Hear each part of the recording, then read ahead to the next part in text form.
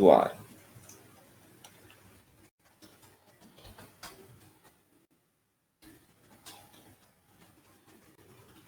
Eu vou excluir ele aqui.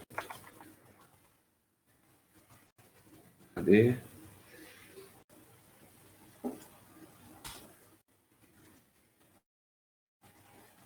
Dando um erro aqui, filho da mãe. Subir para ler.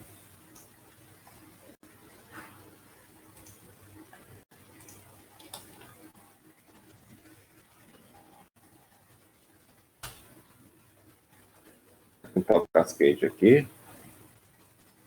Estou lembrado. Fiz.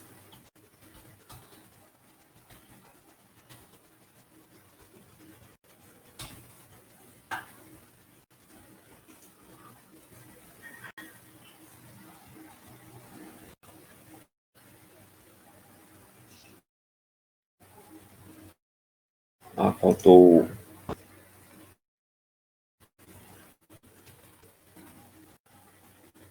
Não?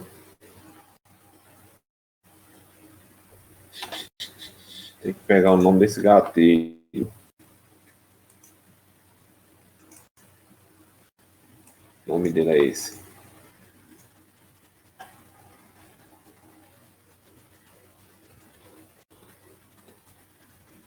Deixa eu ver se foi agora.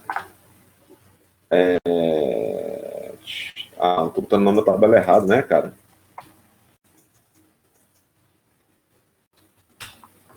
Ok, foi. No caso, tá? Salvo engano, o padrão é isso aqui, ó. Update ou delete. Tá? O Joel tinha perguntado lá o lance de utilizar insert, update e delete, tá? Ele criou aqui, ó. Então, se eu der um select aqui, tá lá, ó. Eu vou atualizar aqui a senha do Jesus aqui, tá? Update, usuário 7, senha igual a Jesus. Alguma coisa. O ready. Aí é fazendo merda, hein? Aonde o identificador seja igual a 3. O que ele vai fazer? Eu estou atualizando, ele vai disparar novamente o gatilho lá, tá? Então, parei aqui, ó. Aí o Jesus estava com 3 e vai ficar com 4 agora, ó. Entendeu? Entendeu, Joilton? O Joilton tá aí? O Joilton fez foi sair. Filho da mãe.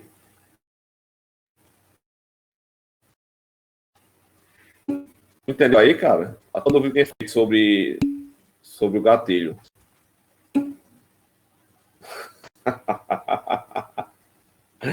Mas, ó, me ajude. Eu acrescentei aqui, Joilton, ó. Insert, ou update, ou delete.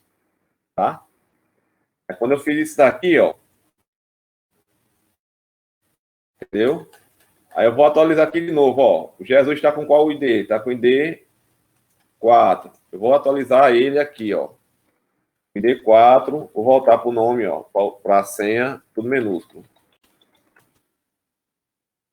Tá, ó. Vou atualizar. Aí o gatilho parar também quando eu atualizar. Ó, vou atualizar ele aqui. Quando eu chamar a senha agora, usuário, ele vai estar com 5. Então o gatilho está sendo disparado aqui, no caso, na inserção ou na atualização, antes, né? No caso, o before, antes da inserção ou da atualização ou da exclusão, tá? Se eu excluir, ele também vai lá no carinha aqui, na sequência, e vai acrescentar mais um, tá? De boa? Eu não quis mexer porque o Félix fez uma história de procedura aqui, genérica aqui, para atender para todo mundo. Ok. Então, é uma boa pedida, né? Com isso aí a gente percebe o quanto é útil ter uma história de procedura separada, né, Félix? Se tu fez uma genérica, uma história de procedura genérica aí, tu consegue trabalhar com ela em vários bancos, com várias tabelas ao mesmo tempo, né? Eu fiz essa estratégia aqui de colocar só ela e na sequência que tu só reutilizou a mesma história de procedure, que é SSP ID. Aí depois o dinossauro sou eu, né? Vamos lá, então. Boa. Vamos continuar aqui. Tranquilo, gente, aí.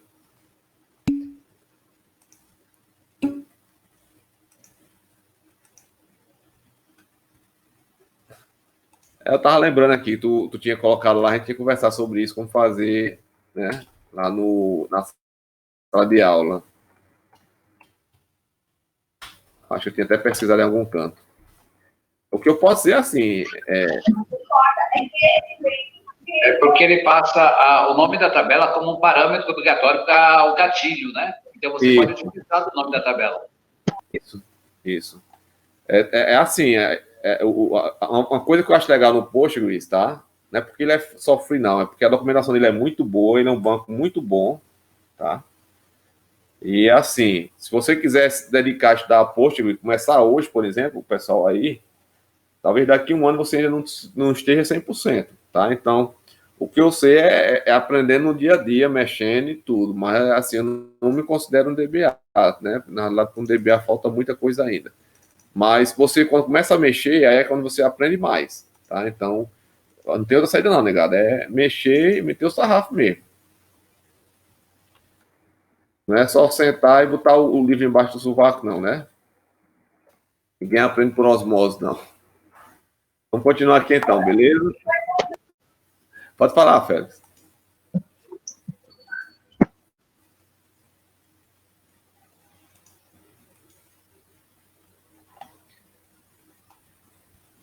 Bom, esse é o penúltimo. Só sem querer. Você tem que estar testando o código mesmo dentro do banco de dados para refinar as buscas. Exatamente. Exatamente. É assim, sabe? Todo dia eu estou lidando com isso, tá? Por exemplo, essa semana passada a gente tem uma função chamada cross-tab, tá? Cross-tab no Postgres. O que essa função faz? Quando você faz uma junção, às vezes um determinado campo se repete várias vezes, né? E aí você pode fazer? Você pode fazer com que aquele campo que se repita várias vezes apareça só uma vez. E aqueles que aparecem de forma distinta, tá? Você utiliza ele para ser como só uma coluna, entendeu? Então, assim, você tem lá Tadeu com telefone 1, Tadeu com telefone 2 e Tadeu com telefone 3. Aí você pode fazer. Você faz um cross table lá e bota Tadeu aí em cima, fone 1, 2 e 3. Vai aparecer o telefone 1, 2 e 3 na mesma linha, sabe? Só que esse cross table não estava atendendo uma solicitação que foi feita por um cliente lá, né? Quando eu falo cliente, né, gente, vocês entendem que o cliente é todo mundo da UFCA, e no caso é servidor, dependendo do caso, aluno, né, professor, por aí vai, né? Que a gente usa muito esse termo cliente e às vezes o pessoal fica achando que é o cliente externo da UFCA, mas não.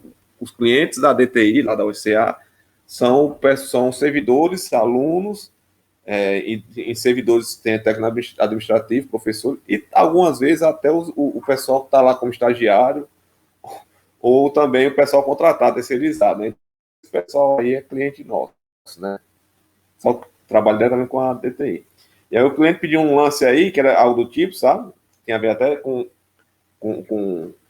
não é nem validação, para ele fazer levantamento em cima de uma pesquisa que eles fizeram. E a pesquisa foi resolvida pelo sistema, só que cada pessoa respondeu, parece que era 20 questões.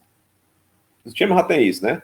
E a pessoa, em vez de colocar, por exemplo, Félix com as 20 respostas, ou seja, 20 linhas, ele queria que Félix aparecesse só uma vez e cada pergunta aparecesse numa coluna diferente, né?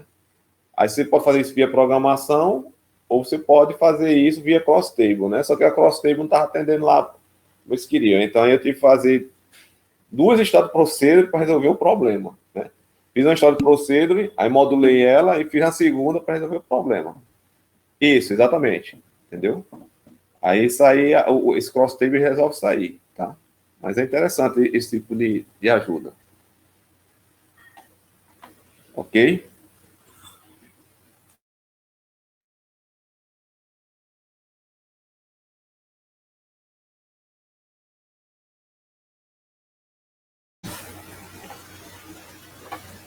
Pronto, gente, podemos voltar aqui?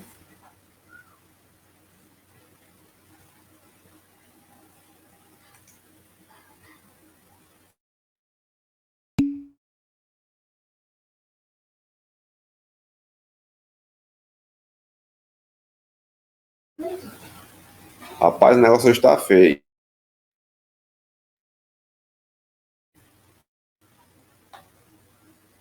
Tem 12 alunos presentes, mas parece que na realidade não tem 12, né? Só tem 2, né?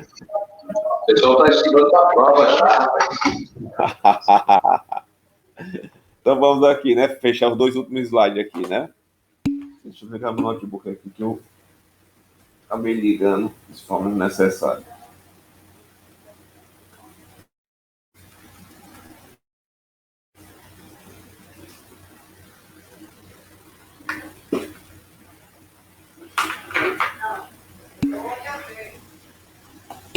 Ok. Tá só os boot aí, Wesley? Vamos lá. Igor chamando os caras para pescar, os caras não querem pescar, rapaz. Os peixes não tem coronavírus não, rapaz. Pelo menos ainda, né? Vamos lá. Aqui é a parte avançada, né?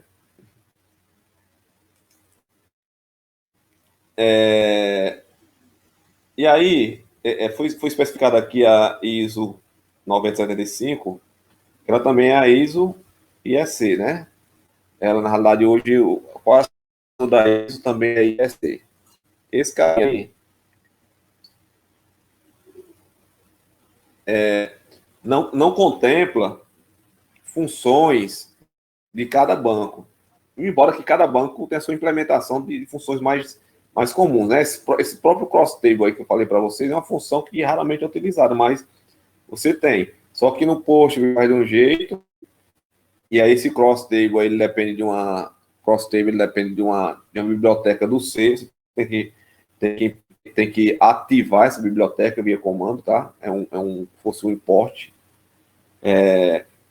Já o MySQL trabalha de outra maneira e por aí vai, tá certo? Cada banco tem uma maneira de trabalhar esse tipo de processo aí. Mas aí, então eu tenho funções nativas do USGBD que eu estou trabalhando que não necessariamente vai ter em outros, ou se tiver, não tem a mesma sintaxe, tá? Então aqui já é negócio mais baixo nível, tá certo? Ou seja, não é tão SQL, tem mais a ver com o banco mesmo que ele proporciona. E aí nós vimos todas essas funções chamadas via select, né? Nós temos um select aqui. Como elas são funções, são chamadas via select aqui, ó. E aqui eu não vou nem falar muito não, tá, gente? A gente viu isso aqui e cada um, eu deixei comentado também na frente, vocês estão com esses slides aí, e aí cada um vai ter a informação bem simples, né? Ou seja, version, parênteses, vai trazer a versão do banco, tá? Tem também como trazer a questão do nome da tabela, né? Tudo isso tá aí, tá? Temos também funções para hora, tá? Então aqui ele está extraindo o ano de uma data, só que essa data aqui é o quê? É o próprio momento, né? Isso aqui é muito bom para você validar acesso de cliente ao seu aplicativo, né? Você quer saber se o cara está acessando seu aplicativo na hora certa, né? Nem na hora certa, né? Se ele acessar seu aplicativo naquela data, aí você usa a função interna que é null, tá? Eu acho que é a mesma função, eu acho que eu usei uma função bem parecida, viu, Félix, lá no Firebird. É uma função bem parecida, tá? Eu usava esse carinha aqui. Isso aqui é legal, você usar um banco de dados centralizado, tá? Assim, sempre tinha problema com os clientes que volta e meia estavam com os relógios e as datas dos computadores erradas, né? Para variar, os caras não trocavam nem mesmo as informações dos dados do computador. E aí, o que foi que eu fiz, tá, Félix? Toda vez que o cara entrava no meu sistema, o sistema não deixava você entrar com a data atrás, tá? Essa daqui era a data de hoje, ó. Essa daqui era a data de ontem, essa aqui é a data de amanhã. Resumo ao mesmo tempo contando já o conteúdo, tá? Então, esse cara tava com a data de hoje, esse de ontem, e esse computador com a data de amanhã. O que acontecia? Se o cara entrasse com a data de amanhã, esses outros não entravam, porque o meu sistema não permitia. Ele registrava, tá? Então ele registrava sempre a última data. Ele nunca permitia que você entrasse com a data voltando. Sempre a data, ou a data atual ou a data à frente. E aí o que foi que eu resolvi fazer, né? Eu vi que tinha alguns computadores que tinham essas ondas aqui. Uns estavam com datas atrasadas, outros datas adiantadas. O data adiantado lascava todo mundo, a maioria, né? O data atrasada só ficava problema com ele. Então, na hora que o cara acessava, via aplicativo, acessava o banco, ele acionava uma função nessa daqui, ó. Se não me engano, é now, é times lá, não estou lembrado não, tá? Ou é date, ou desse tipo aí. E com essa função eu resgatava e atualizava, sincronizava a data de todos os computadores, era sincronizado, toda vez que o cara entrava, era sincronizado com a data do servidor. Então, a data do servidor que tivesse aqui ia sincronizar todos eles, né? Então todos iam ficar com as datas e hora igual a do servidor. Então só precisava atualizar a data do servidor, que ele replicava a data e hora, atualizava automaticamente, né, nos seus computadores. Tá? Era uma maneira que eu utilizava para resolver esse problema aí. E aí são funções nativas, essas aqui são funções nativas do PostgreSQL, mas como eu falei, cada banco tem suas próprias funções, tá?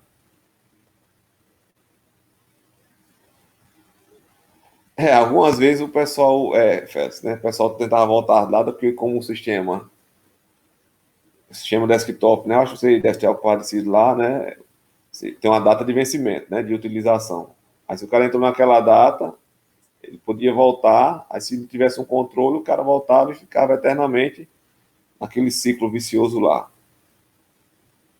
Mas vamos lá. E aí, viu, o Jefferson está perguntando se era revisão. É revisão das funções, viu, Jefferson? A gente está falando das funções nativas que cada banco tem.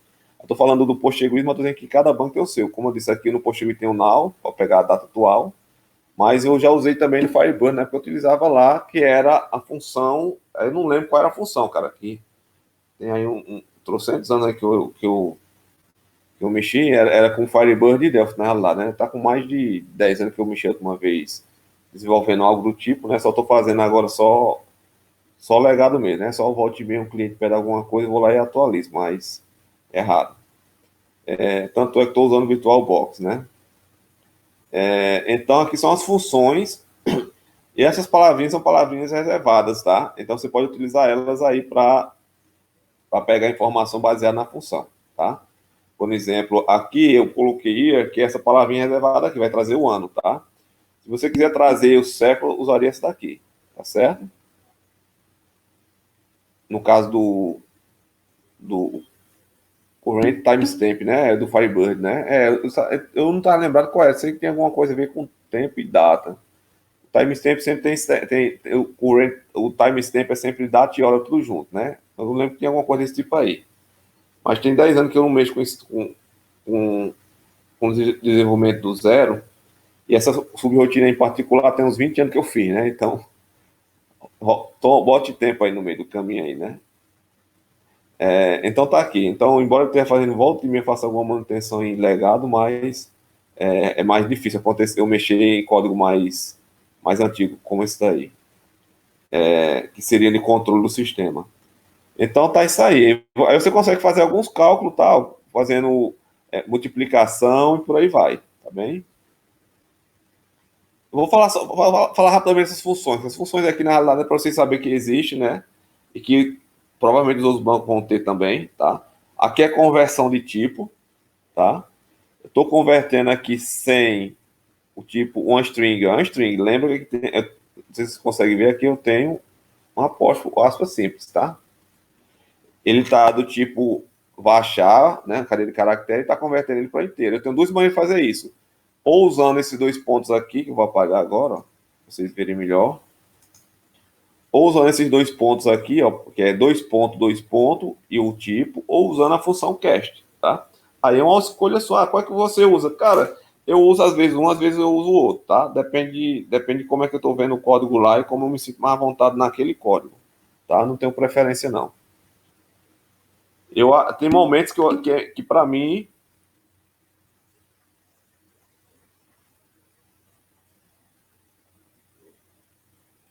é assim, Joilton, cara, é só tu pegar isso aí e jogar lá na tua conexão no Firebird que ele vai executar, viu? Aí já é o exemplo. Aí, na realidade, esse código aí já é o código exemplo. Não tenho, eu só estou explicando o código, o resultado, mas assim, ele já é o código exemplo aí. Tá? Entendeu, Joilton? Se tiver com o Firebird aberto, abre esse slide. Esse slide aqui é o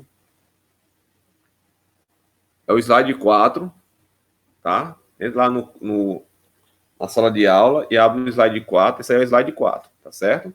Então você consegue baixar ele lá e trabalhar com ele lá.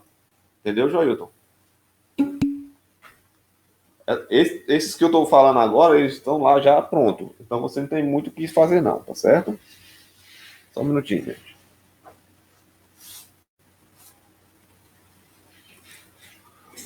Ok, vamos lá. Seguindo aqui, ainda sobre conversão de tipo, agora aqui é a conversão de tipo para tipo booleano, tá? Ou seja, no caso, o Firebird ele não tem booleano não, né, Félix? Eu já implementaram na versão 3, o tipo boolean. Eu usava lá muito o tipo inteiro, o tipo SHA-1, né? Aí, é isso que eu estou achando, que estão lançando a versão nova aí, né? Então, voltando para cá, ó. No caso, tem banco que não tem boolean, tá, gente? No caso, o Postgres tem. E aí eu estou convertendo uma string que é true para boolean, tá? Ou face para boolean também. Tanto maiúsculo como minúsculo, tá? E posso usar o cache também, ó. Tá? Além disso, eu posso converter um número, tá? 0 para boolean vai ser falso, tá? E 1 vai ser verdadeiro, tá? Então tem essas opções aí de conversão. Novamente, tá, gente? Todo banco vai ter algo do tipo. De boa? Já no caso da string, aliás, ainda tem não, a gente estava falando de data e de valores, né? Agora é de boolean, agora é string. String ele já tem uma gama muito maior de valor, de informação, tá? Eu posso simplesmente pegar uma data, converter para um padrão que eu queira e trazer ele como string, tá?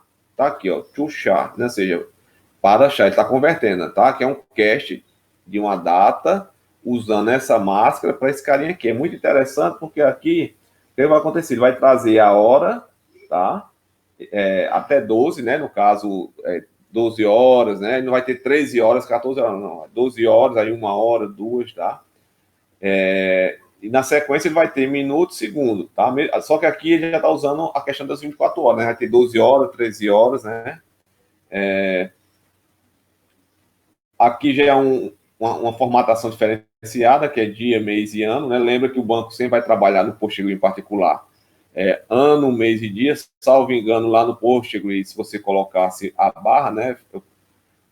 Só relembrando aí, né? Matando a saudade. Eu acho que no Firebird era assim, só que era 2 para mês, né? DD, Y, né? Aí se você colocasse o traço, se eu não me engano, né, Félix? Faz muito tempo que eu vi isso aqui. Ela aceitava dia, mês e ano. Isso, né? Se você botasse a barra normal, ele guardava como um mês, dia e ano. Aí se você botasse o traço, ele considerava já o contrário, né? Como uma data convencional. Não é convencional, a data que a gente usa aqui no Brasil, né? O padrão brasileiro. Mas isso aí depende de cada banco, tá, gente? Isso aí é uma coisa que o banco vai decidir isso aí, tá certo? Além disso, eu posso também converter valores, também formatando. No mesmo que eu formatei datas aqui, eu posso formatar valores, tá?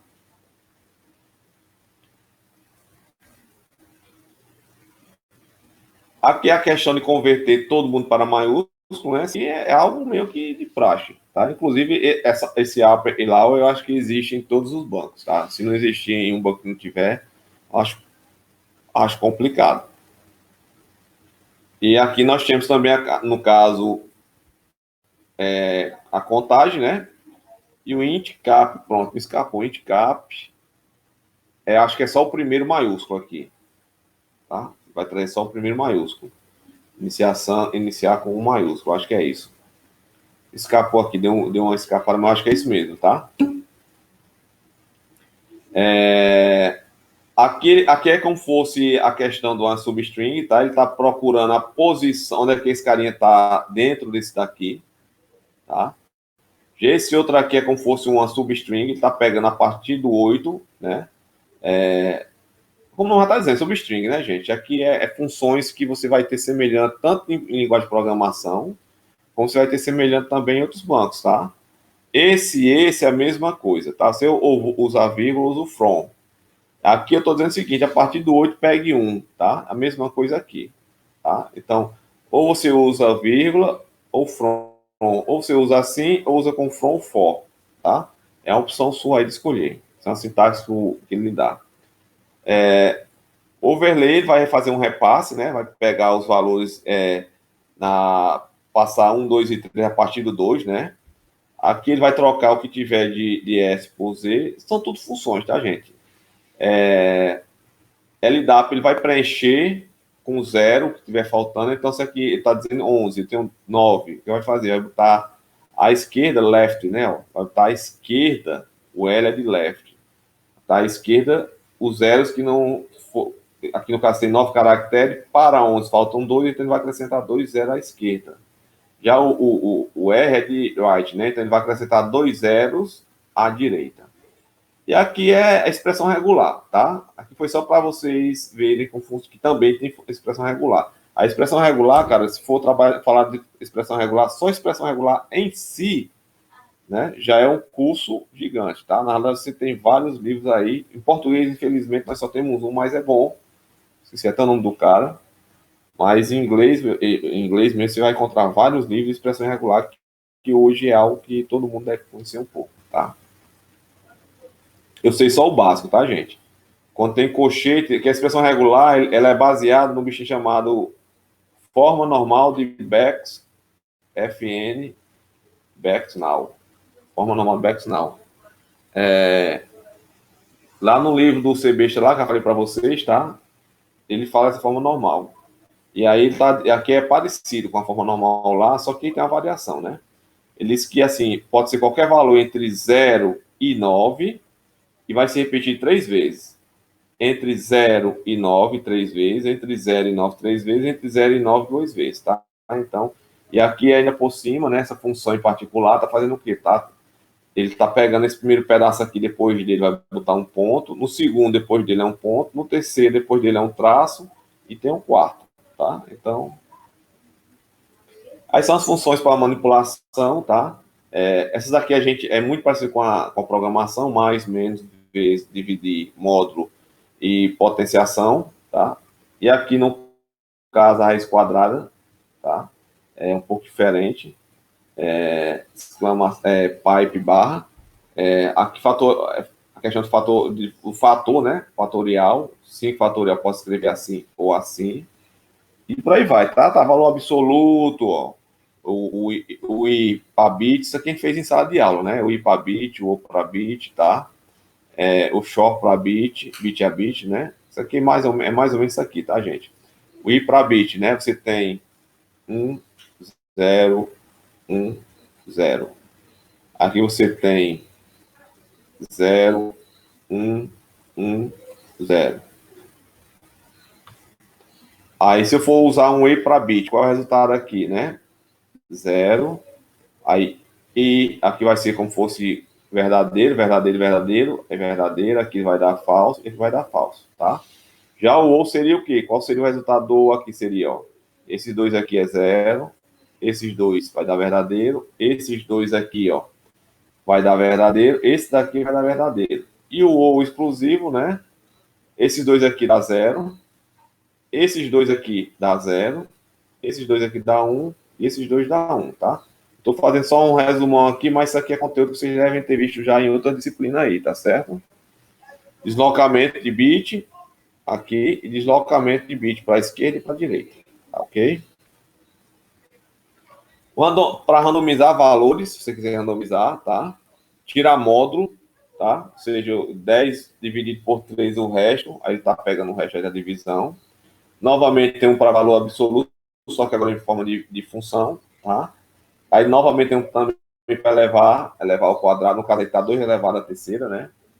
Tirar a raiz quadrada, SQRT. Esse SQRT também é um padrão que você vai encontrar em praticamente toda a linguagem de programação. Falar disso aqui, de uma maneira geral, muda um pouco, né? Mas você vai ter. quiser tirar a raiz cúbica, que é raiz quadrada, raiz cúbica, tá? O logaritmo de 100 na base 10. Aqui a constante π.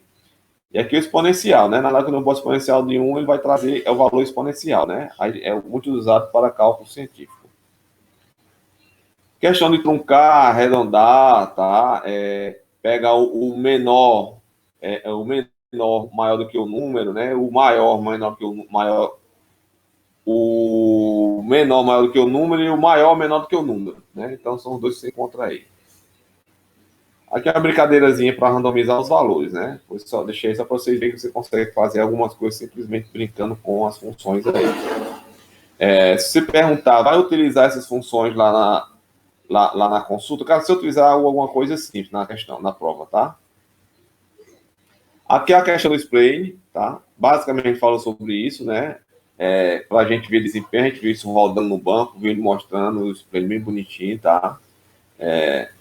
E cada carinha desses aqui ele vai trazer uma informação, né? Por exemplo, o Analyze aqui está dizendo executa a declaração e em seguida apresenta a estatística. Ele literalmente executa, tá?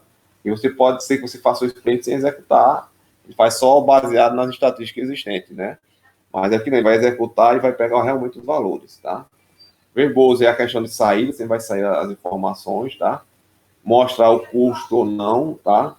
Adicionar a informação de bufferização, incluir um time lá, tá?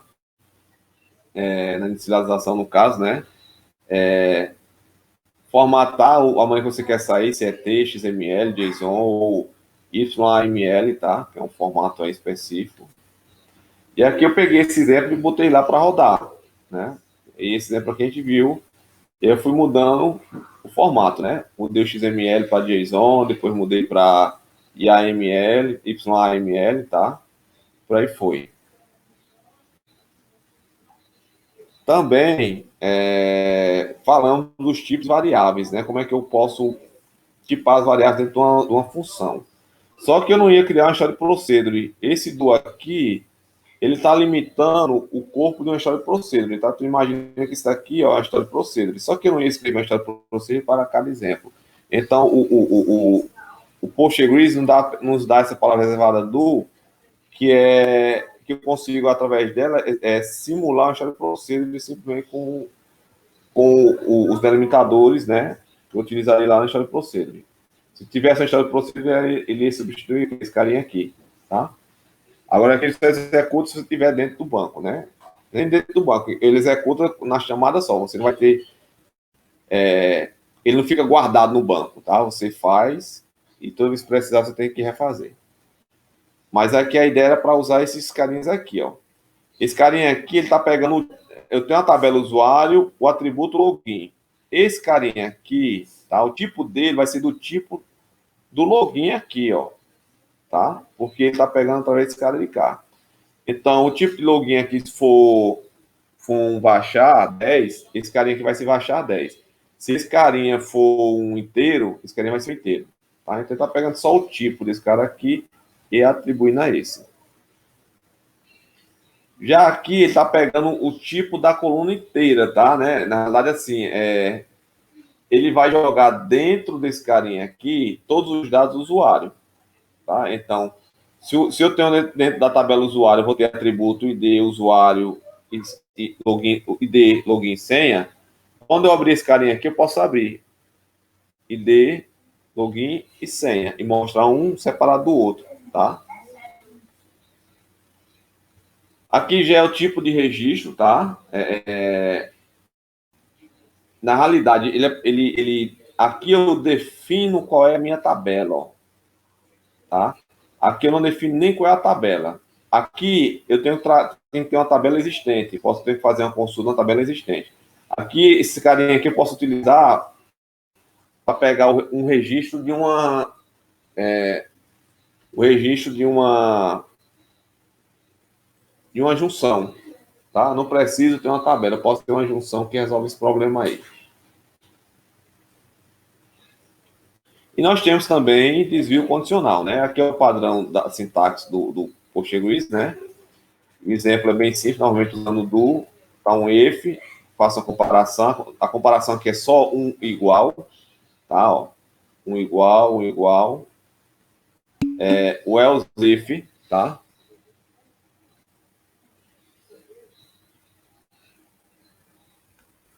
Esse cá ou esse? Esse daqui, Joilton.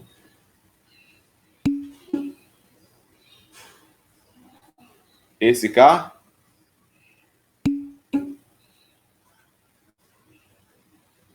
Tu sacou esse aqui, né? Isso aqui eu tenho a tabela do usuário. A tabela do usuário tem alguns atributos. Esse cara vai ser exatamente igual como fosse o registro de cá. Só que aqui você pode ter uma junção. Uma junção não tem várias tabelas? Não é isso? Porque o exemplo é só com uma tabela. Eu vou poder ter várias tabelas. E aí eu vou ter vários atributos naquela junção. E aqueles atributos, por exemplo, eu tenho a tabela 1 aqui, ó. Tenho a tabela 2 aqui. Estou fazendo a junção. Eu estou pegando um atributo aqui dessa e estou pegando um atributo dessa aqui, tá? E aí, como é que eu faço para trazer um registro baseado nesse resultado? Eu uso o record, tá? Aí, quando eu usar esse e esse, tá? Esse daqui, o desempenho é melhor do que esse, tá? Porque esse daqui, ele vai ter que verificar como é a estrutura de retorno para depois criar a estrutura. Já esse daqui não, ele já instancia sabendo que a estrutura vai ter aqueles atributos, tá certo? Entendeu?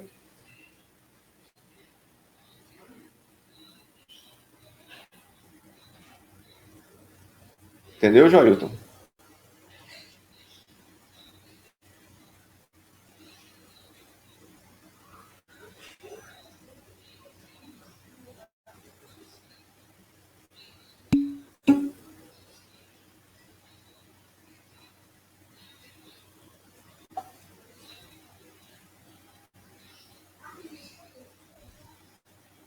Cara,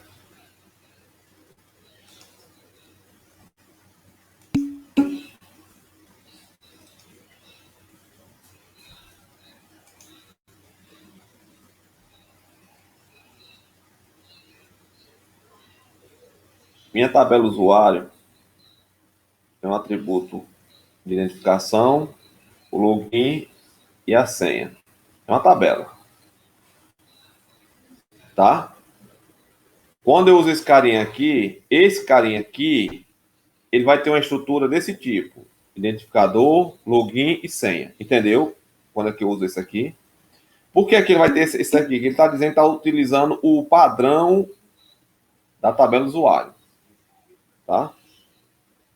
O seguinte é o seguinte, esse outro aqui é o seguinte: eu tenho a tabela do usuário, que tem o ID, o login e a senha.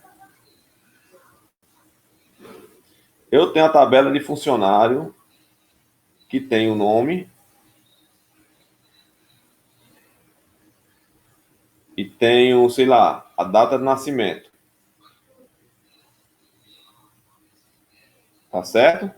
Eu faço uma junção, um join, que vai me pegar, ó, do usuário, vai me pegar o login, vírgula, do usuário, vai me pegar a senha, vírgula, do funcionário, vai me pegar o nome, vírgula, do funcionário, vai me pegar a data de nascimento.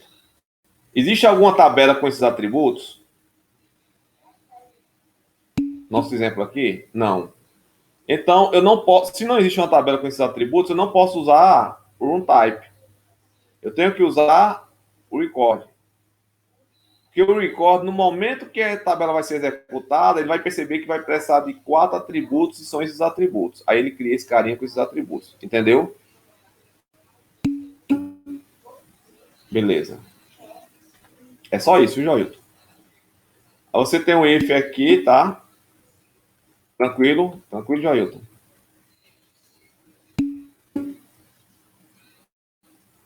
A gente vai ter o if aí, gente, ó. O if else, né? É muito parecido com... Assim, não tem nem o que ser dito. É só a sintaxe mesmo que muda um pouco, tá? E você vai ter o if else. O detalhe aqui, no caso aqui, você tem que botar um endif, tá? O endif. Tem o case, que seria como se fosse o switch case, só que nesse caso aqui, é importante frisar que ele tem duas sintaxes no Postgres, tá? Vou mostrar duas sintaxes aqui, ó. Na primeira sintaxe, imagina que aqui seria o equivalente ao switch, ó. O equivalente aqui seria o quê? Seria o switch lá do C do Java, tá? Switch user id. Aí nós teríamos o caso, né? Ó, case 1. Não é assim? Então, o switch aqui, ele está substituindo pela palavra case. E o case é o REN. Só isso. Tá? Então, o detalhe aqui é o REN, then, tá? Que é switch case, né? 2 pontos. Tá? E aqui é o REN, o 2 pontos substituído pelo then. Beleza? E aí, no caso aqui, ó, se o usuário tiver o ID 1, né? Se o user ID for igual a 1, faz isso. Se o user ID for igual a 2, faz isso. Se for 3, faz isso. Se não for nenhum deles, vai fazer isso. Tá? Essa é a primeira maneira, onde você entra com a expressão em cima e entra só com valor. Isso aqui, na realidade, é quase que a mesma coisa do switch case lá do Java e do C. Tá? Só muda as palavras, mas a maneira de se trabalhar é a mesma. Tá? Que eu simplesmente boto um atributo lá e está verificando se aquele atributo é igual a um daqueles caras. Agora, existe uma outra maneira de se trabalhar com ele, ó. Vou voltar lá, ó. Então, esse carinha aqui, se você imaginar, ele seria algo tipo assim, ó. Switch, expressão, né? Esse carinha aqui seriam o quê? Seriam os case.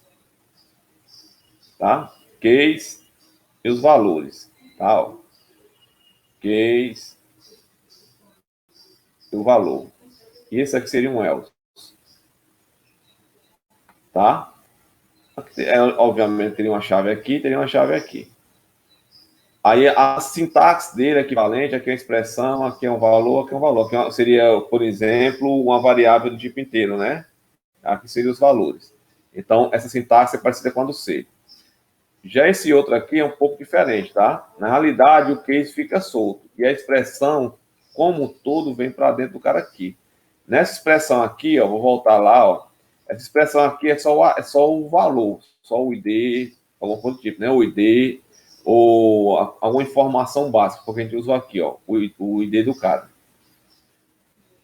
Tá? Nesse caso, não. A expressão toda, por exemplo, ID igual a alguma coisa, vem para cá. O ID maior do que alguma coisa, vem para cá. Tá? Ele é um pouco diferente, ó. No case não vai nada, aí aqui eu estou dizendo, se o usuário for esse, aí aqui, ó, se o usuário for esse, poderia ter botado, se o usuário for diferente, tá? Ele é como se fosse uma variação do if, tá? O detalhe é que tem alguns casos, salvo engano, você não pode usar, dentro do PostgreSQL, você não pode usar dentro de uma consulta um if. E aí você é obrigado a usar um case nesse estilo aqui, dentro se você precisar fazer alguma coisa de consulta, tá? E também lembra, tem um end case tanto nesse quanto no outro, tá? O outro também vai ter um end case lá, ó. Beleza? Tem um loop. Tem, viu? Assim, não é o break, tem esse aqui, ó. O exit. Tá? E no caso da função, um return lá. Tá? A subrotina é um return lá, igual o C. Aqui eu estou dentro de um loop, esse loop teoricamente é infinito, a menos que essa expressão seja válida. Se essa expressão for válida, quando ele entrar, tem um esse, que seria o break lá, tá? Ele salta para fora. O exemplo aqui é esse, ó, o variável controle é igual a 1, entra no loop, tá? Aí toda vez que ele chegar nesse ponto do loop, ele vai incrementar, né? Ele vai incrementar até encontrar o carinha aqui, Tadeu, tá? Quando o usuário for igual a Tadeu, ele vai sair, ele vem para onde? Vem para cá, ó. Aí ele vai mostrar qual era a posição do Tadeu nessa consulta, no caso, né? Esse raise pronto. Note é simplesmente a mensagem que vai mostrar lá. Tem um loop aqui também, só que diferentemente desse daqui, ó, eu botei um if, né? Já nesse caso aqui, eu já boto, ele sai, ou seja, sai quando, né? Encontrar alguma expressão. Na realidade, não tem esse, porque aqui eu posso botar dentro desse carinha aqui mais informações do que apenas uma saída. Já aqui não, tem a expressão já pronta. Ó. O mesmo exemplo, ó, Só que em vez de ter usado o if, vai usar esse carinha aqui, tá? O exemplo é parecido nos dois casos, aqui tanto vai como vem, tá? Eu usaria esse aqui para esse exemplo, dentre os dois, mas vai ter caso que você precisa usar o if, tá? Mas tá aí. Poderia também usar um switch case aqui para, ou seja, tem mais de uma maneira de sair com esse dentro de um loop. Esse loop aqui não tem controle, tá? Esse loop aqui vai ficar eternamente aqui, daqui até pagar aqui, daqui até aqui, ó. Fica se repetindo eternamente. Então tem que ter uma maneira de sair. Eu vou ter que sair com esse. E a gente tem o while, e o while aí não tem nem o que falar, é um while semelhante, só muda um pouco a sintaxe, mas é semelhante lá no caso das outras linguagens. A diferença é que a gente tem que botar o loop, tá? O while, o loop. Lembra que aqui era só o loop, tá? Ó. E lá a gente bota o while e o loop. É como se fosse a saída aqui, tá? E aí a mesma coisa, ele vai continuar aqui enquanto a variável for menor do que 3. E sempre o end loop. E tem o for, assim como o próprio loop, ele vai ter duas variações, tá? Duas sintaxes. Uma é essa daqui, e olha só, novamente, ó, no final tem um loop, tá? Tem uma variável de controle, tá? E ele vai fazer algum procedimento. E aqui tem um exemplo dele, ó. Vai percorrer de 1 até 3 dentro do loop, tá? Então ele vai fazer isso aqui 3 vezes. A variável de controle vai ser 1, 2 e 3. É como se fosse um for each dentro de dentro de uma lista, tá? O outro caso, esse daqui eu usei pouco, acho que eu usei só umas 2 vezes, carinha aqui. Agora esse daqui, constantemente eu uso em Shadow Procedures de consultas pesadas. Porque, o que acontece? Vou mostrar o direto caso aqui, ó.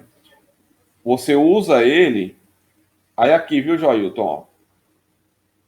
Record, tá? Tô usando um tipo record, né? Aí, geralmente, a gente bota uma consulta aqui, a consulta desse carinha aqui, ó.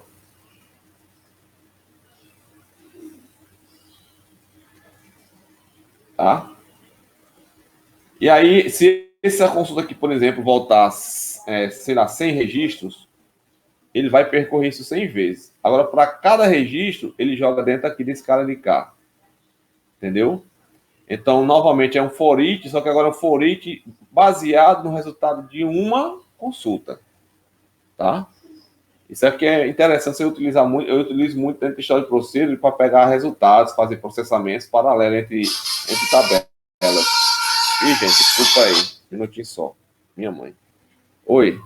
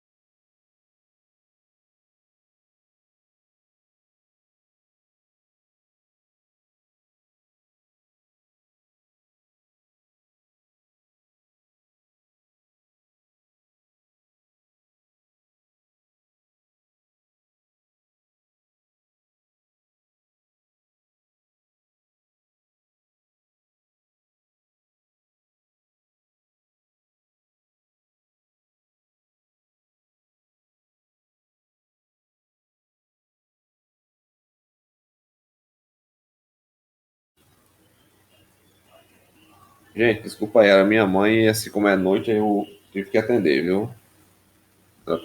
Nessa época aí, nesse coronavírus, ela tá lá, tá ela e uma tia minha lá. As duas têm mais de. Minha mãe, no caso, ela vai fazer 80 anos, né? E minha tia tem quase 90. Então, desculpa aí ter parado aí. Então, voltando para cá.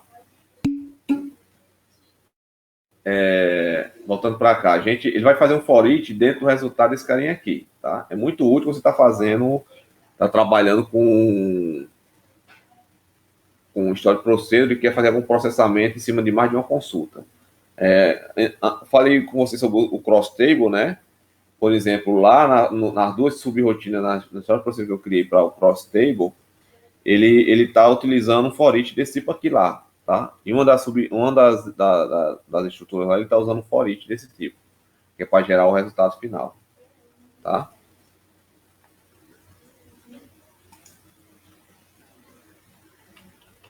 Bom, alguma dúvida aqui, gente, essa parte aqui do guia avançado?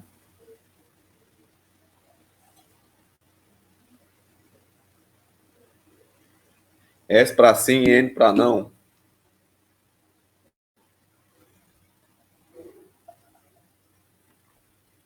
Para começar a fazer uma chamada aqui, viu? Romão, Damião, Eduardo, Igor, Jefferson, Kleber, Manuel, William. Os caras estavam todos aí cochilando, macho. Boa, vamos lá. Alguma dúvida aqui? Nenhuma, né, gente? Vamos mudar de slide aqui para a gente ir para a parte da álgebra relacional. Tranquilo?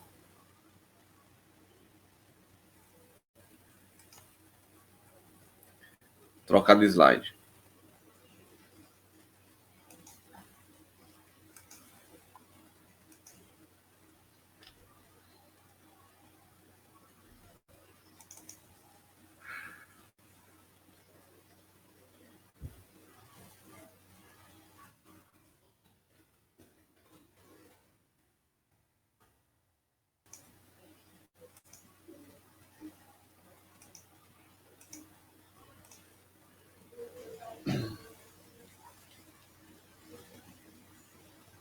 Bem, agora a gente chegou no último conteúdo da prova, tá certo?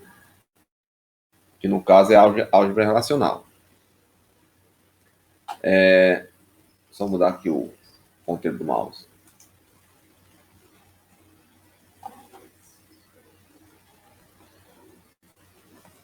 A gente viu que é importante a álgebra relacional para os bancos de dados relacionais, né? Na realidade,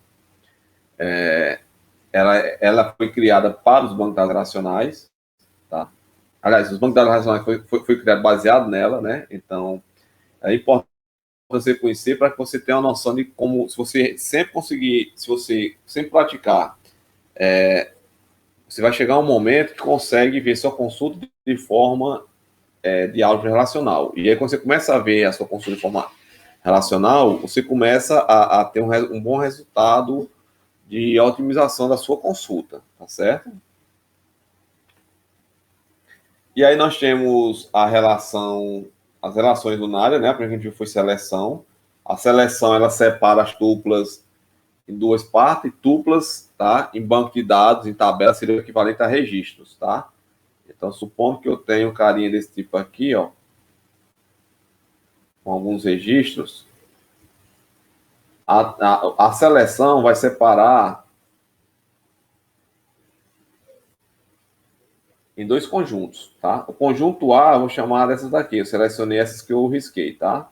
Então, no conjunto A vai trazer o que eu quero, o conjunto B vai ser descartado, tá? Então, o que acontece? É o equivalente a um filtro lá no banco de dados relacionais, tá?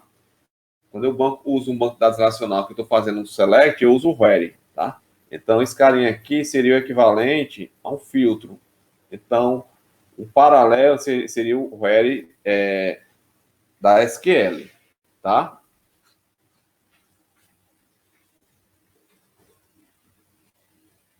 E aí você vai ter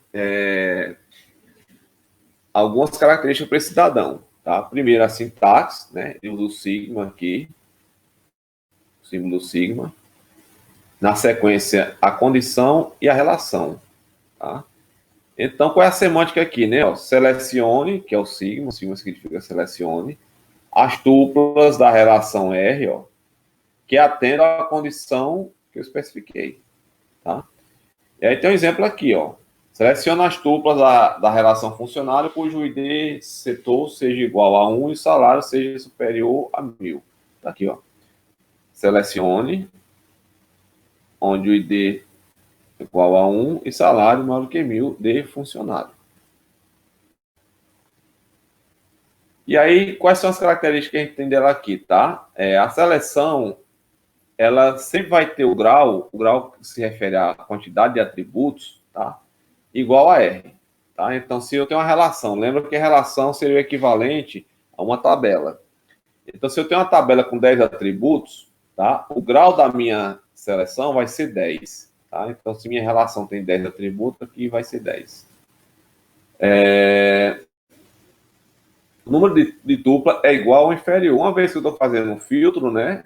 Eu posso trazer todos os registros ou trazer nenhum, né? Então, entre 0 e todos, vai ter esse número aí. Mas nunca vai ser superior à quantidade de registros. Então, tupla, lembra, tupla equivale a registro lá no banco de dados, relação equivale a tabela no banco de dados, tá? Então, quando eu estiver falando de tupla, entenda, faça um mapeamento aí, tá? Mental, para isso daí. Propagação de operação é possível, tem. Então, se eu tenho um sigma, condição 1, sigma, condição 2, sigma, condição 3, eu posso ir e voltar, eu posso simplesmente trocar e botar um i aqui, ó. End, tá? No caso, seria um i lógico aqui, né? Substituir isso aqui por um i lógico. E tem a questão da comutatividade, né? Tanto faz eu botar sigma, condição 1, sigma, condição 2, como botar sigma, condição 2 e sigma, condição 1, tá? Isso aí é algo comum do E lógico, né? Tanto fácil botar condição 1 e condição 2, como botar condição 2 e condição 1, tá? Enquanto a seleção a gente divide as tuplas, na projeção a gente divide os atributos, tá? Então, a projeção, ele seria algo desse tipo aqui, assim, ó. Eu tenho os atributos, e aí eu quero só esses atributos aqui, ó.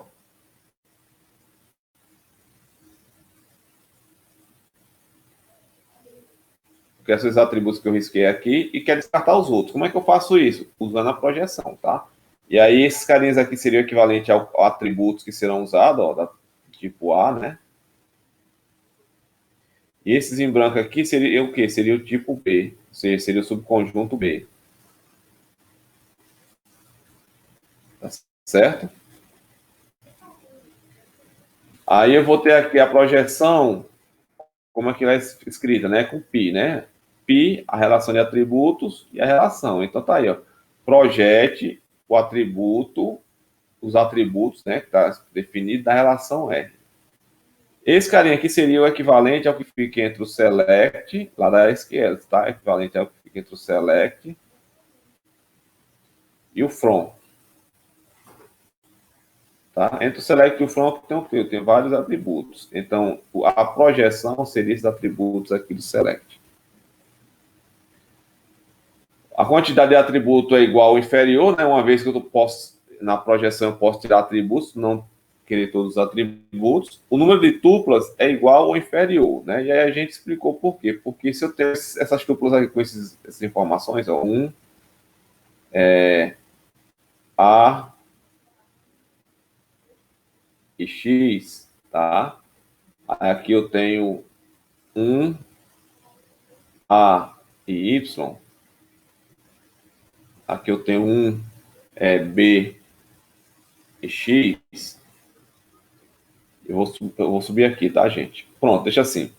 Se eu fizer uma seleção com esses atributos, o conjunto de atributos não se repete. Então, se eu fizer uma seleção com todos os atributos, o retorno desse carinha aqui vai ser o quê? Minha relação tem 3, ó. Minha relação tem 3, tá? Registro. E minha saída, minha projeção, também vai ser igual a 3, tá? Agora, se eu pegar aqui, em vez de utilizar todos esses carinhas aqui, utilizar só esses atributos aqui, ó, só esses daqui, o que acontece? Eu estou descartando esses atributos aqui, tá? Estou descartando esses atributos, estou usando só esse. Perceba que essa relação aqui, ó, é igual a essa de cá, ó. Então, se essa é igual a essa, uma das duas vai ser eliminada, ele não vai se repetir, tá? Então, você está dizendo que a quantidade de tupla é igual ou inferior. Se a quantidade de atributo for a mesma da relação, provavelmente, tá? A quantidade de tupla vai ser igual à da relação. Mas se eu diminuir, pode ser que eu chegue ao princípio aqui, tá? Só para relembrar vocês aí, esse carinha aqui seria equivalente a você utilizar um distinct lá, tá? O distinct lá da SQL, tá certo? No caso, a gente vai ter propagação de operação, não vai ter propagação de operação e não vai ter comutatividade. E aí eu posso fazer um alinhamento, tá? Ó, aqui eu tenho um alinhamento de uma seleção com a projeção, tá? Primeiro eu estou fazendo aqui, ó, a minha seleção. Do resultado, eu faço a minha projeção. Outra maneira de fazer isso é utilizar como fosse variáveis intermediárias, tá? Esse carinha aqui, ó, é a minha seleção.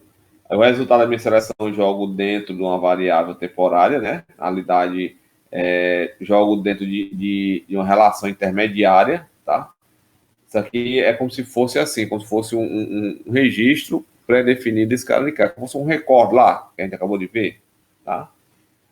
Uma vez que eu joguei ele lá agora, ele vai ser tratado como se fosse uma seleção, uma relação. Só que seria uma relação só na memória, tá? Ele não teria a relação guardada mesmo.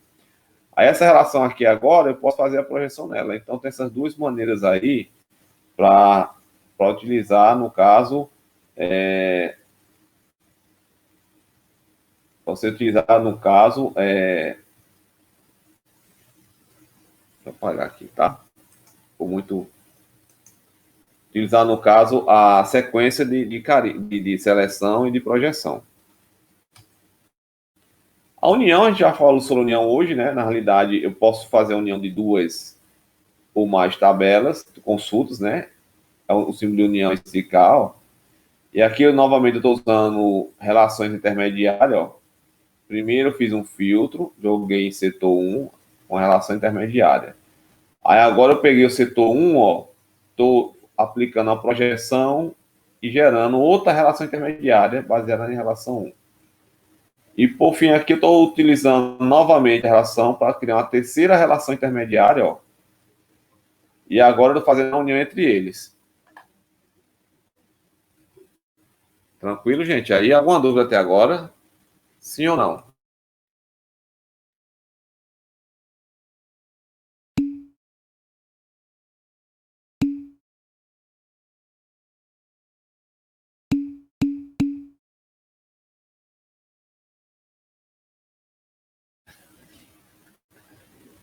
Muito fácil demais, né, Igor?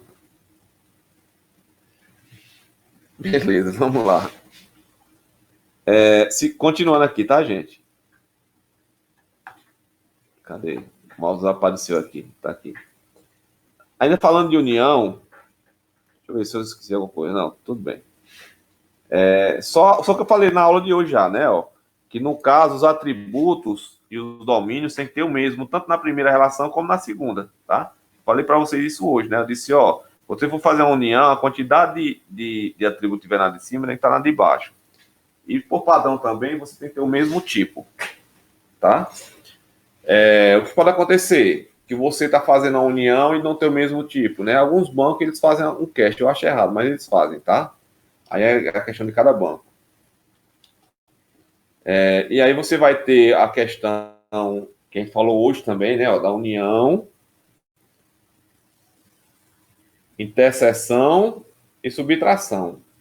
A subtração lá foi a exceção que a gente viu lá, tá? A gente viu union, intersect e exception, tá? Então seria esse carinha aí, tá? Aí nós temos a questão da comutatividade, tá? No caso da união, eu tanto faço botar R união S como S união R. E outras variações também, tá? Sempre vai dar o mesmo resultado. A interseção também, tá? Tanto faz botar R união S quanto S união R. Já no caso da subtração, não é a mesma coisa, tá? E aí, lembra, se eu tenho, por exemplo, A, B, C, D, que relação R? Eu tenho B, C, E e G. Aqui relação S, tá? Se eu colocar R menos S, qual é a saída desse carinha aqui? A saída desse carinha é, o que é que tem R, que tem S?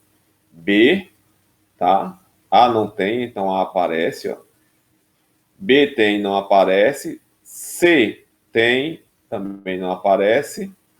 E D não tem, então aparece. Então, R menos S é o que tem em R e não está em S, tá? Isso aqui é questão de conjunto, né, gente? É coisa lá do fundamental, né? Ensino fundamental. Já o S menos R, ó, é a mesma ideia lá do ensino fundamental. Vai ser o quê? B tem aqui, não aparece. C tem aqui, não aparece. E não tem, o E aparece. O G não tem, o G aparece. Tá? Então, esse cara aqui não é igual a esse. Então, não existe comutatividade. Tá certo? Tranquilo? Então, a interseção existe comutatividade. A união também. Mas, no caso da subtração, né, não existe. Entendido, gente? Essa parte aí?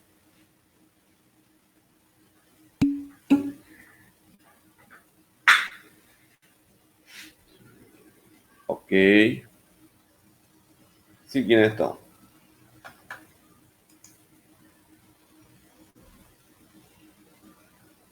Temos o produto cartesiano, né? Eu falei com vocês já sobre o produto cartesiano. Eu disse para vocês que toda junção um dia vai virar o produto cartesiano, né? Mas quando eu falo um dia, estou dizendo lá dentro do banco de dados, tá? Alguns, no início, quando eu comecei a mexer com SQL, alguns chamavam o produto cartesiano de junção, mas não é, tá? Tem uma diferençazinha aí. Mas vamos lá. Inclusive, eu falei sobre isso aqui já esse semestre, né, com vocês. O produto cartesiano utiliza o X, tá? E aí você vai ter o seguinte, você vai ter, também conhecido como produto cruzado, né, ou junção cruzada. Você vai ter o seguinte, se você tem uma relação R, tem A1, A2 e AN, e S com B1, B2, BN, tá? O resultado vai ser um vezes o outro. Aqui é igual multiplicação de matrizes, tá, gente? E aí a quantidade que eu vou ter em N vai ser igual à quantidade de R vezes a quantidade de S, tá? Vou fazer aqui rapidamente, ó. Se R é igual a 1, 2, 3, e S é igual a e B, tá? O que é que nós vamos ter aqui? S ou R, né? Mesma coisa.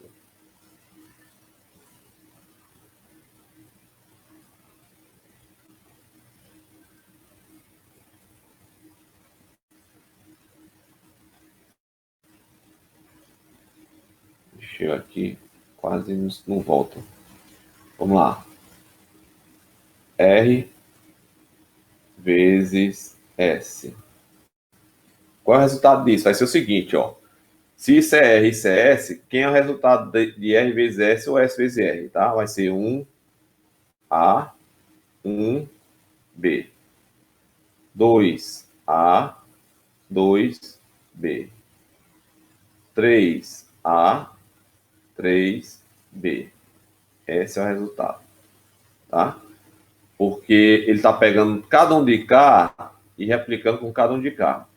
E aí, como ele disse, quantos eu vou ter aqui? Olha só, eu tenho aqui 3 e tenho 2 aqui. O resultado daqui vai ser 3 vezes 2, 6. Tá aqui, ó. 1, 2, 3, 4, 5, 6. Tá certo, gente? Então, o produto cartesiano seria uma consulta que não do tipo join, tá?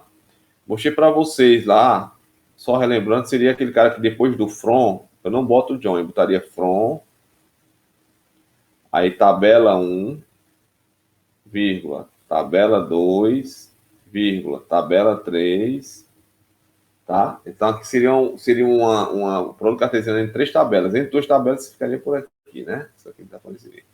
Esse exemplo aqui, né? Se eu tenho uma tabela chamada R e uma tabela chamada S, seria from tabela R, vírgula, tabela S, tá? Esse carinha aqui, ele parece ser um join. A diferença é que ele não precisa ter filtro, regra de junção, tá? Regra de validação. Tá aí, ó. Por si só, geralmente não tem sentido, tá? Eu não lembro nenhuma vez que eu precisei de um produto cartesiano, pra falar a verdade.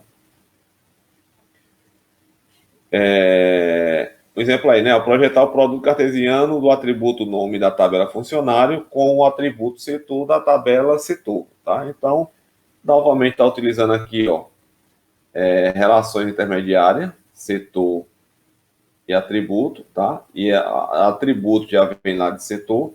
E agora ele faz a multiplicação desse de cá, tá? Com a relação setor. E joga em mais um carinha aqui, ó. Aí esse carinha aqui já não tem mais a ver com o produto cartesiano, mas está lá. Pegou dessa relação intermediária e fez uma projeção em cima de nome e setor. A junção, o símbolo dele é diferente, tá? Daquele exemplo anterior, o único vai ser mudado esses carinha aqui, que a gente vai estar eliminando ele aqui, ó. Mas aí a junção já é um pouco mais refinada, porque agora eu preciso botar uma regra. E a minha regra é essa daqui, ó. O ID setor dessa tabela aqui, ó, tem que ser igual ao ID dessa tabela aqui, ó. Tabela aqui. Certo?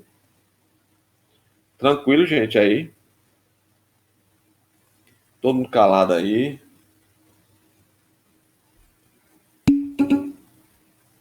Beleza, vamos. Agora os caras se acordaram. Fui chamar o nome de um por um, né? Não sei como é que eu faço para acordar essa negada aí. Aí eu vou falar gritando, que assim até os pais escutam, né? Vamos lá.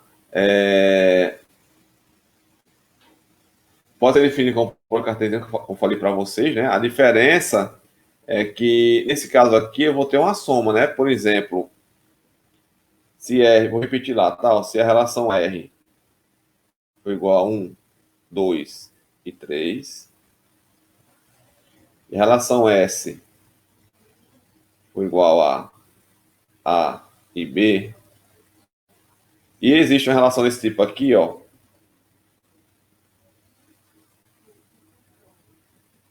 seria um join, né? Ó, é como se fosse assim, ó.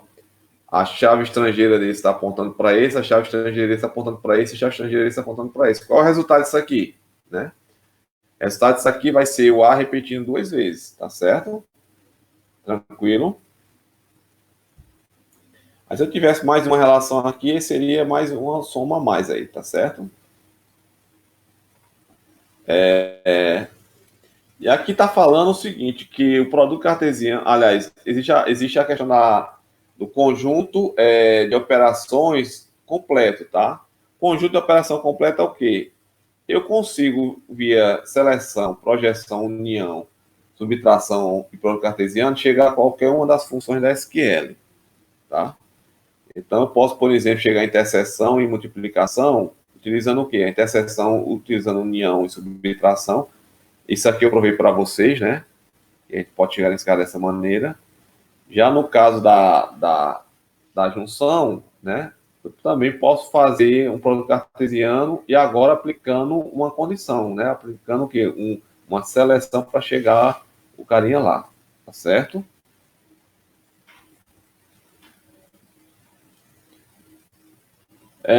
Aqui é a questão de que a álgebra relacional ela sofreu uma variação, a tradicional, né? A álgebra relacional original ela sofreu uma variação para ganhar mais expressividade no conteúdo, tá? Então, isso que a gente tem aqui, na realidade, é uma coisa que evoluiu depois da SQL, né? A álgebra relacional não tinha, evoluiu. E aqui, por exemplo, nós temos as funções de agregação, né, gente? Soma, contagem, a soma, a média, valor máximo e valor mínimo, tá? Então, nós temos um exemplo aqui, ó. Contar o atributo ID da relação funcionário e somar o atributo salário. Tá aqui, ó. Contar ID, somar salário de funcionário.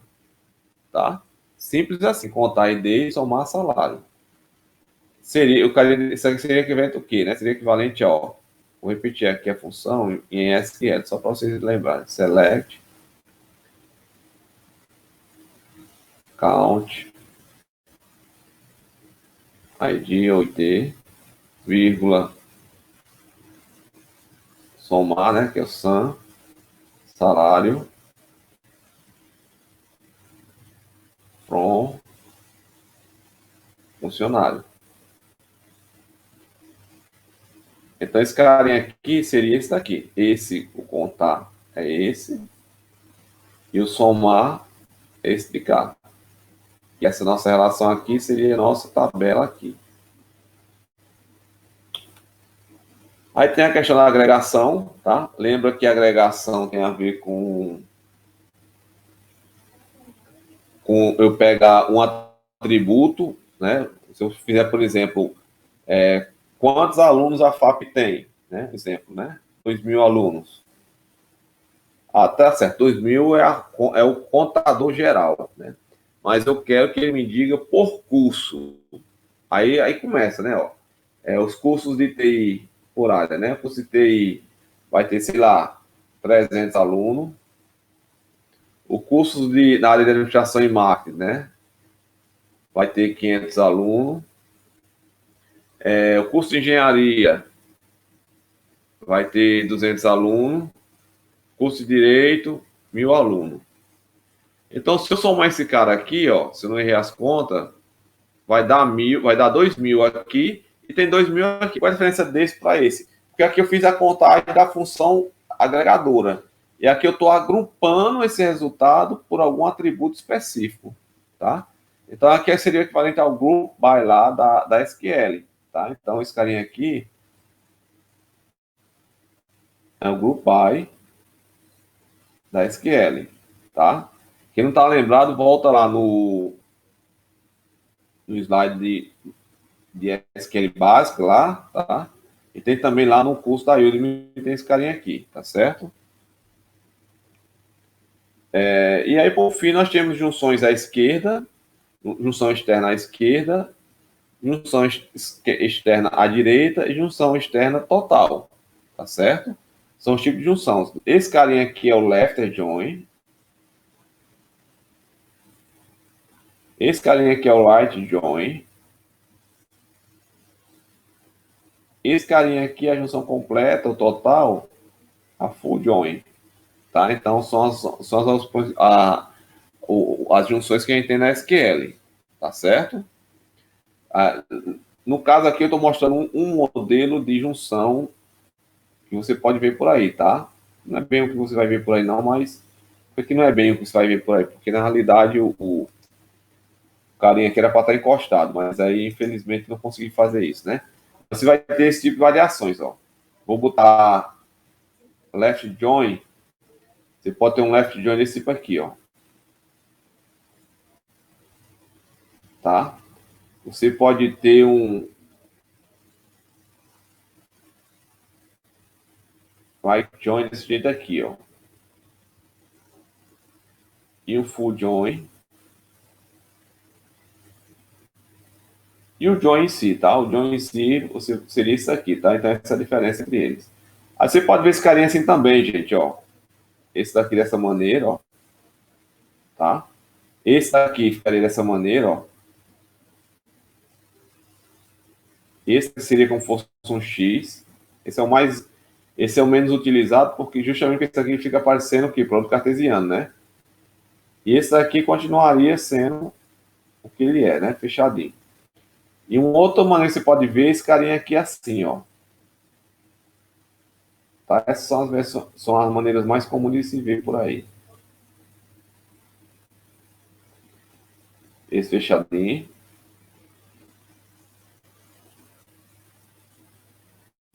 Esse aqui todo fechadinho.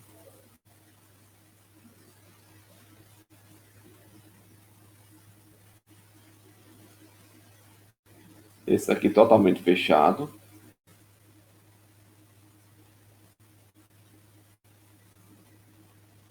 esse daqui também se repete do mesmo jeito. Então, vocês veem que esses são os tipos mais comuns que vocês vão ver por aí, tá? Você vê que a junção interna, que esse daqui, sempre vai estar a mesma coisa. Já os outros, você pode ter representações simbólicas diferentes. Tá certo, gente? Bom, foi isso daí, tá? O resumo que a gente fez aí do conteúdo que a gente viu, que vai cair na AVP1, tá certo? Já até álgebra relacional. Vocês têm alguma dúvida aí, gente? Alguma dúvida referente à aula de hoje? Foi puxado, porque na realidade eu acabei tirando, não foi só a revisão, né, Jefferson? Eu acabei tirando, reexplicando alguns conteúdos, tá certo? Gente, assim, eu provavelmente vou botar 6 questões para a prova de vocês, tá?